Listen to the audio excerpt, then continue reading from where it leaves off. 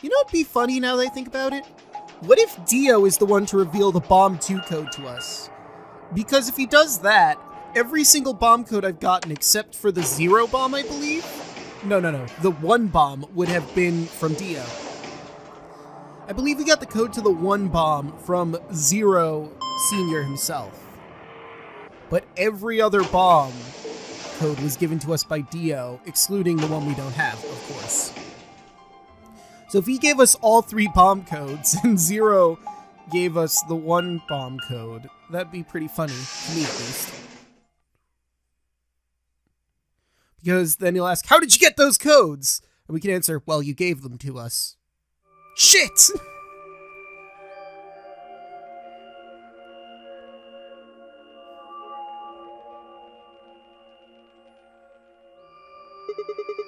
So these are the white doors that Kay and Clover were talking about.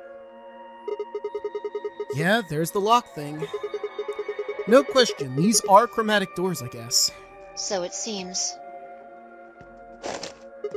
Ah! What? When did you... I've been here the whole time. Okay, Ninja-Fi. Seriously?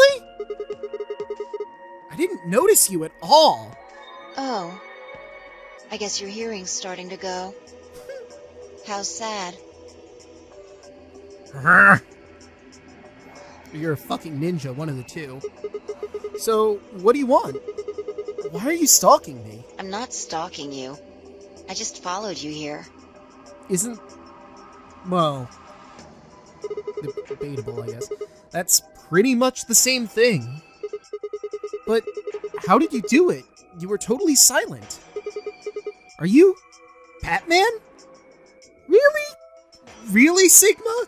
That's where you jumped to? I mean, fair, I guess, but come on. I already told you I'm not. Remember?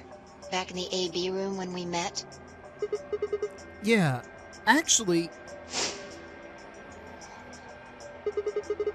you also jumped super high, all the way to the ceiling. Right. Aren't you curious about that graffiti? Graffiti? No, I've seen that like a dozen times. I even know what it means. Well, not really. I know the Memento Mori part, and that means remember death. If the ninth lion ate the sun, that's kind of gibberish to me, but I know it's like word jumble or whatever the hell the term is again. Anagram, I want to say? Pretty sure the term is anagram. Memento Mori, if the ninth lion ate the sun. Did a kid write that, or what? Why do you say that? Well, they managed to spell ninth wrong. Who puts an E in there? You're right. Then again, maybe it means something. Do you know what it means? The Latin part. Hey now, give me a little credit. Even I know what Memento Mori means. You see it all over the place. As far as I know, it translates to something like, be aware of death, or remember your mortality. Never forget that we all die someday. I mean, if we're being honest here, Sigma, I hadn't heard it at all until this game. So that's out there now. I guess it's sort of a cautionary thing? What about the other part? It's exactly what it says on the tin, right? Some sort of conditional about lions and suns.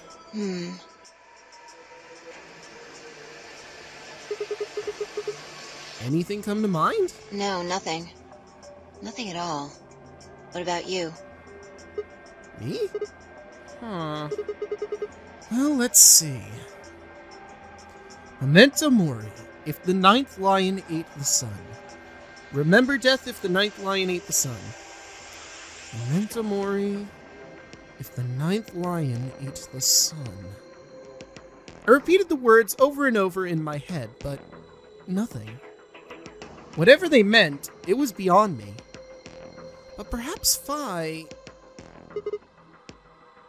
Latin. Huh? Don't you know Latin? Maybe you can figure out more of it out. Well, I know a little. More than most people, I guess, but I'm not an expert. Then how'd you know that phrase? Elapsum semel occasionum non ipse potest Lupiter reprehendere. Oh, that. That's from, this. This?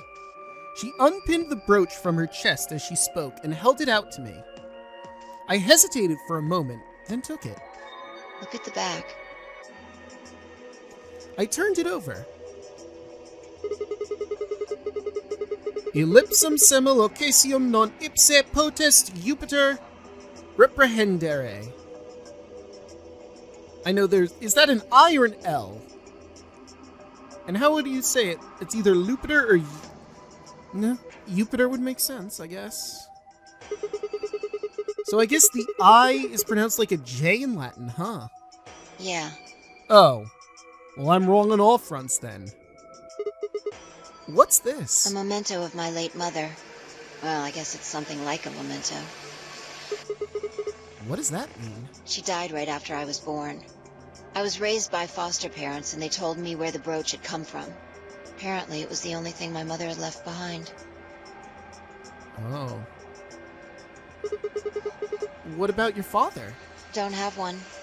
I guess you could say I was a bastard. I never saw his face, and I don't know his name. I don't even know if he's alive. Okay. What the fuck? Let's throw some, conspiracy theory on the wall.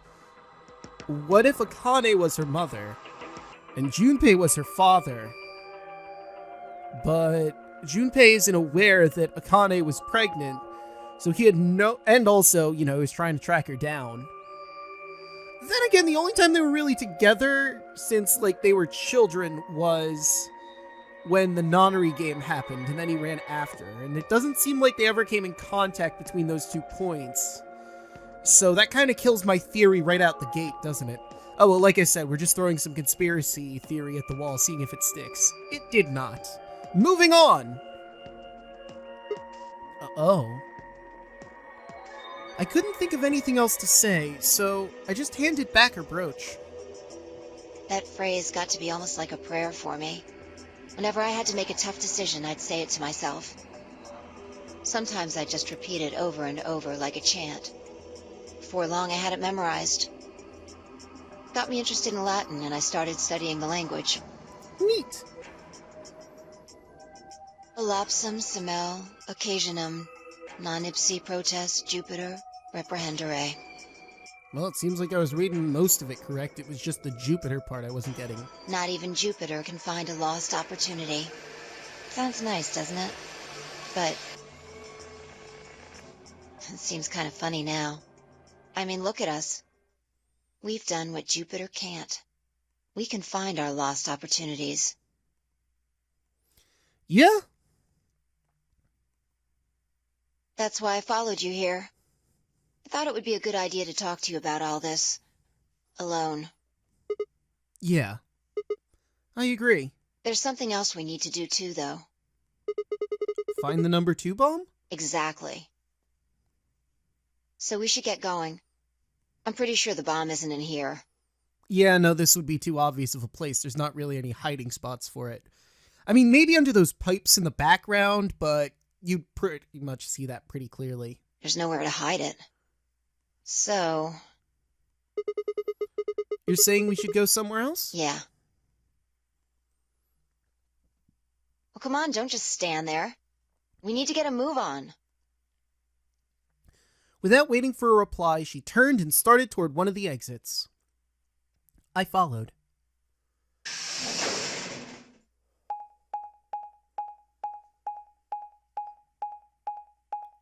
Where are we heading? Which room is that? Archives! Again. Well, let's see.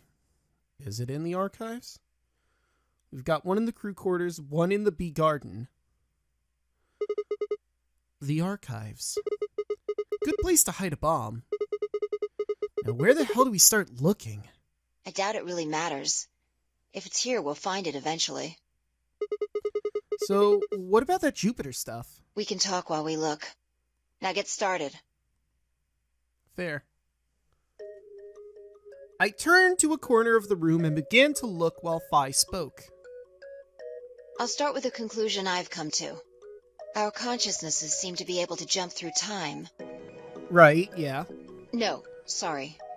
Through time isn't really accurate. It's more like we move through worlds. Worlds?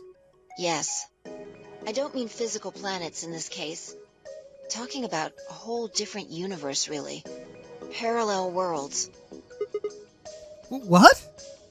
Do you know about the many worlds interpretation? Ye. Well, kind of.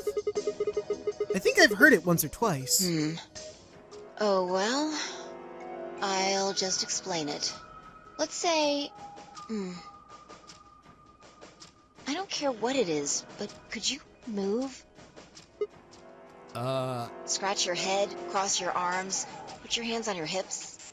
Anything? I had no idea what this was supposed to explain, but I did as she asked. I will applaud. Interesting choice. You clapped your hands, right? Yeah. But you could have chosen to cheer or blow a kiss, right? I mean, yeah, I suppose. Blow a kiss? I wouldn't do... Details don't matter. Just talking about possibilities here. Now, maybe there are other Sigmas in other worlds who did all of those things. All of these worlds and realities are branching off from one another. The choices you could have made branched off from the moment you decided what you were going to do just now. Every moment you make a decision, another universe branches off, on and on into infinity. Hold on a second. Because this image made me think of something. I forget if it's in my files or my secrets.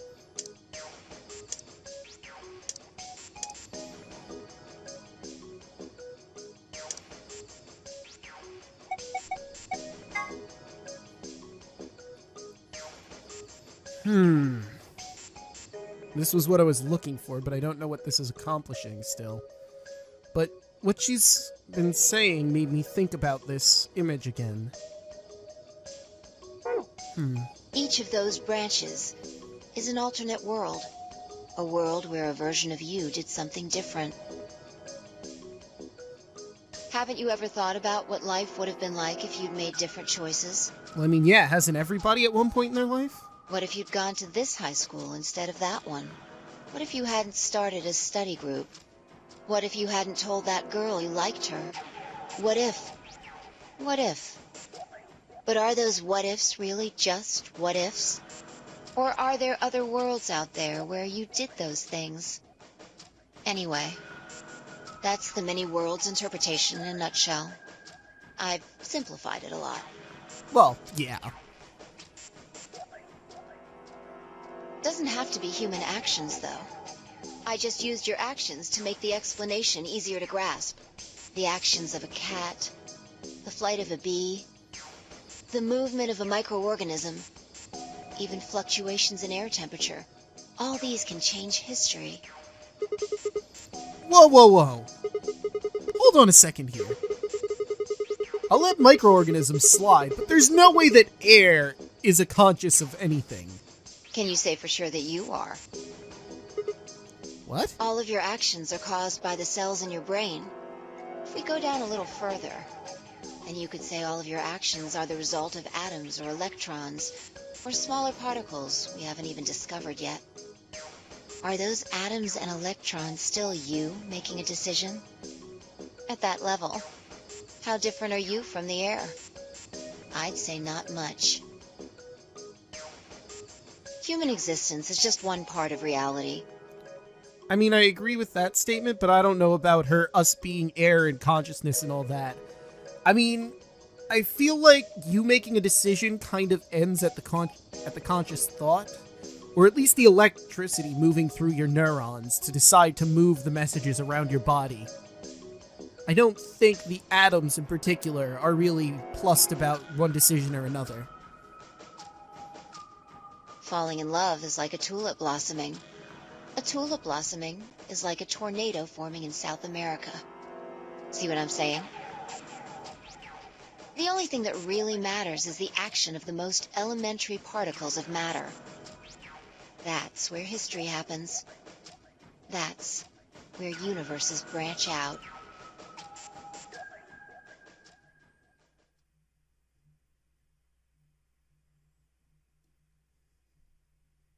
Hey, you stopped. Are you done with that shelf? Oh, no, not yet. Well, keep looking while I talk. How familiar are you with quantum physics? Never mind, don't answer that. Okay, fair enough. I'll try and keep it simple for you.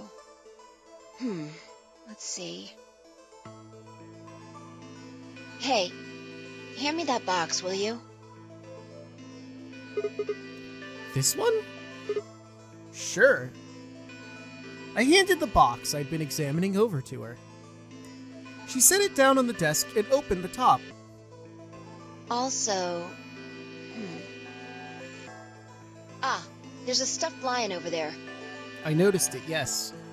It has been drawing my attention this entire fucking time. Eating the sun! Perfect. Then again, all the lion iconography is eating suns. He's part of Felidae, too. Oh, you're gonna go into Schrödinger's cat, gotcha. With that, she grabbed the lion and tossed it unceremoniously in the box. She also took a weight and an ink jar and put them next to the lion. Alright. Everything's ready. Ready? Remember that book in the crew quarters about Schrödinger's cat? It relates to all this stuff I've been talking about. Anyway, come look at the box. What about looking for the... This'll only take a minute. Now look. I shrugged and peered into the box. What do you see? Well, there's a stuffed lion. From now on, that's a cat. A living cat. This is important. Got it? Yeah, it's a cat. Meow. Oh, man. This again? I'm sorry, I should have read that. It's a cat meow. Sorry.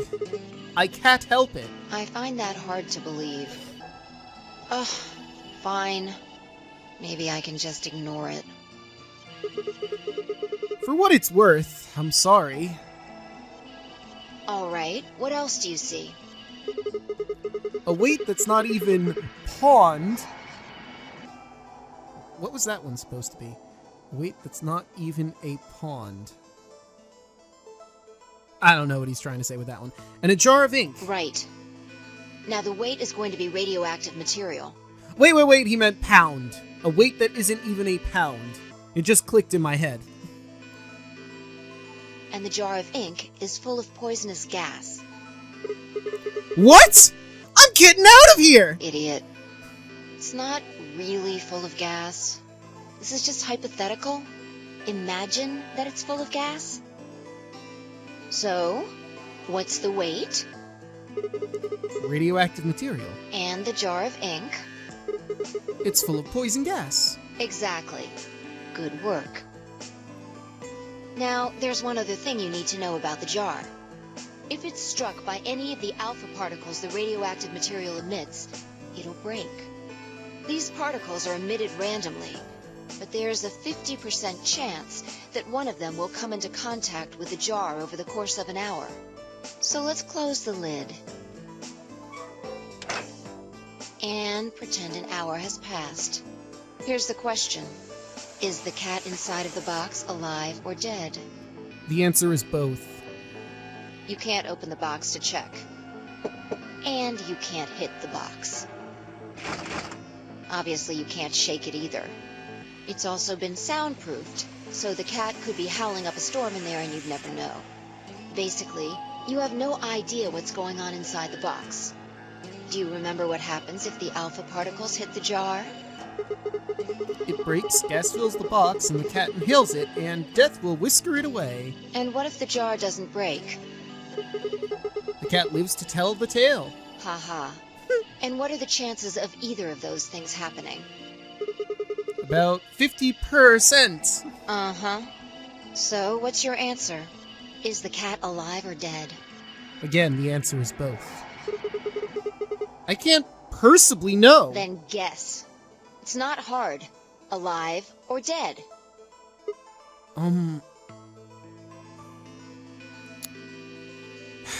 Why won't you give me the answer I want to say, game? I know how quantum physics work, kind of. Fine, it's dead. The world's a harsh place for a cat. I have a feline the poor kitty's dead. Nope. You're wrong. It's alive? That's wrong too. Then what's the right answer? The answer is that it's in a state where it is neither dead nor alive. Like I said, both. What? How does that make any sense?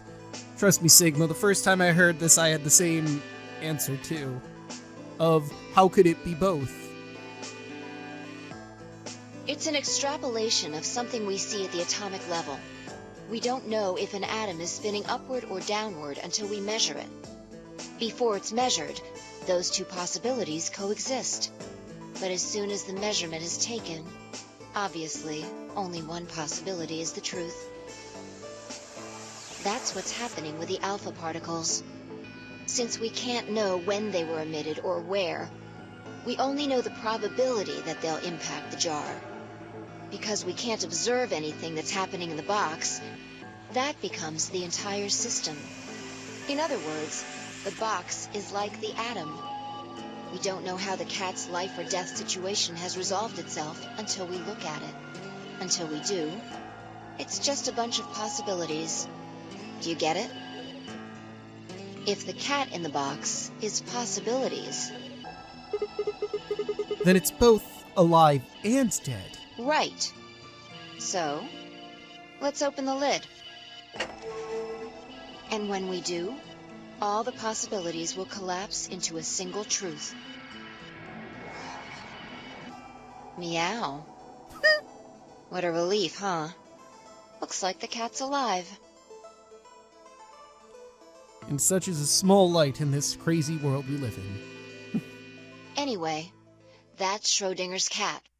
The many worlds interpretation is one theory for explaining that weirdness. So there's another world out there where this cat died? Yeah, that's the idea. Fun fact, if you're curious about other quantum confusions, look up the dual slit experiment. It's been a while since I've heard about it, but basically the experiment boils down to they fired a bunch of... I forget if it was like balls. Actually, no, I think it was like a pool of water, and they wanted to see what the waves would do on the other side, imprinting on the wall. And it was different every single time. Done exactly the same. But when they tried to examine it closer, it did one thing. Quantum physics is weird as fuck, man. That's why I told you to look up the dual slit experiment, because it's been a while since I heard it. I don't remember the exact mediums. Looks like that cat tick of yours cleared up. It did? Yeah. Well, your story was pretty insane. Insane? You don't think so? Just the idea of something being alive and dead at the same time. And if the moment the lid is open determines whether or not the cat is dead, then it's almost like events in the future can determine the past. Another way to think about this situation? Imagine being the cat in this situation. For everyone outside the box, you're in a state of being alive and dead because, well, you don't know what's going on. But for the cat inside the box that knows exactly what's going on, it knows what state it's in. And only itself can know what's possibly going on in that moment at that time. It's in a state of being both alive and dead on the outside, but inside, it's definitely one of those. I mean, the cat doesn't die when you open the lid, so it must have already been dead. Exactly. You've experienced it, haven't you? What on earth are you talking about? Think back. Remember round 2 of the AB game? When you chose Betray, what was my vote? Ally? But what happened this time? I chose ally, and you chose betray. Right. And both times, I put in my vote a full minute before the deadline. When did you push the button? Literally the last second. Right before the deadline. I see. Well, that makes this a little easier to explain. If you chose betray, then my vote was ally. If you chose ally, then my vote was betray. But I made my choices a whole minute before you made yours. Don't you think that's strange? You do see what I'm saying, don't you? That my choice in the future altered your actions in the past? Yeah. From your perspective, there's no other way to interpret it.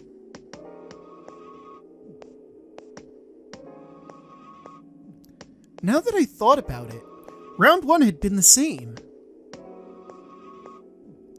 When I'd chosen ally, Alice had chosen betray. And when I'd chosen betray, she had done the opposite. Look at this die. I found it over there. Let me give you one last example. As she spoke, she tossed the die into the box and quickly shut the lid. All right. Answer this question. What number is the die on? Damn it, why don't you let me pick all of them like I want? 6.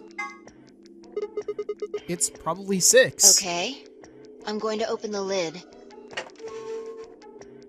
Good job. Hell yeah! You got it right.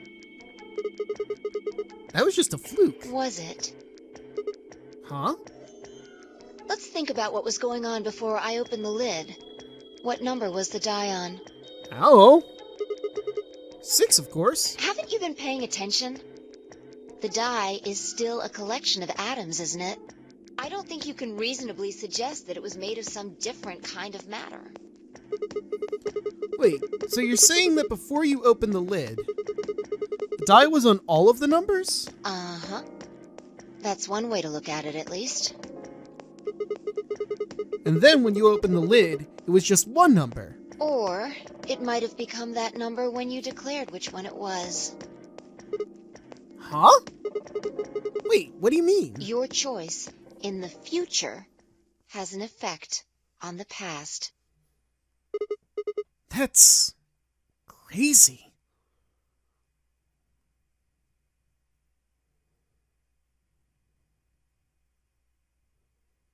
Anyway, that's all I wanted to say.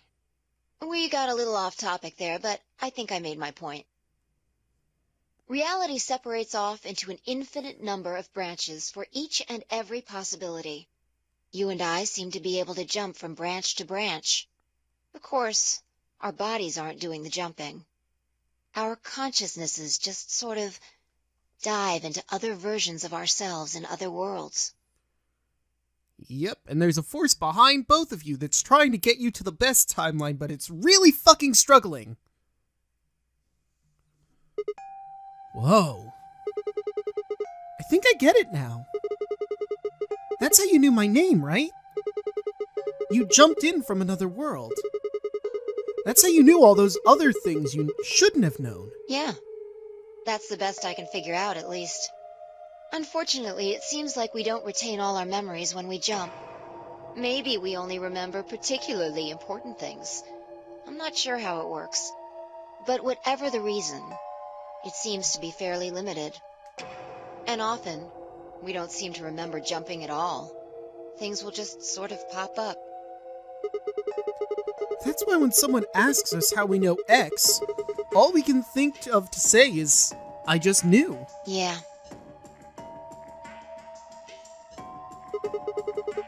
What's causing this, then? I don't remember ever doing this before, so why would it start now? If we knew that, I don't think we'd be having so much trouble. It's just... Just what? Well, I'm pretty sure it has to do with why we're locked up in here. There's no way this doesn't have something to do with whatever Zero Senior's trying to do. Why would he have left that Schrödinger's cat book in the crew quarters? You aren't kidding, are you? Maybe this is some sort of huge Schrödinger's cat experiment. And all 9 of us are locked up inside the box right now. What if you've got it backwards? Backwards? We're outside of the box, and the rest of the world is inside. Then the moment we step out of this place... Yeah. We might be determining the history of the world outside. No way.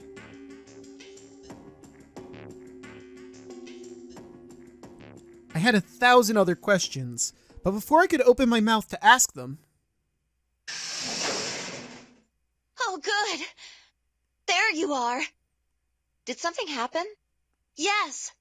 We found it! Oh, good, because we've just been faffing around talking about quantum physics in here.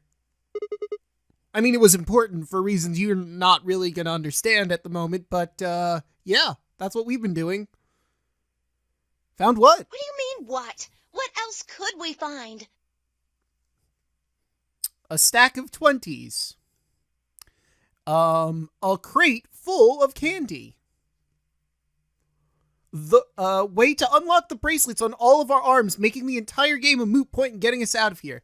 That one's probably the most optimistic guess, but it's a guess. The bomb!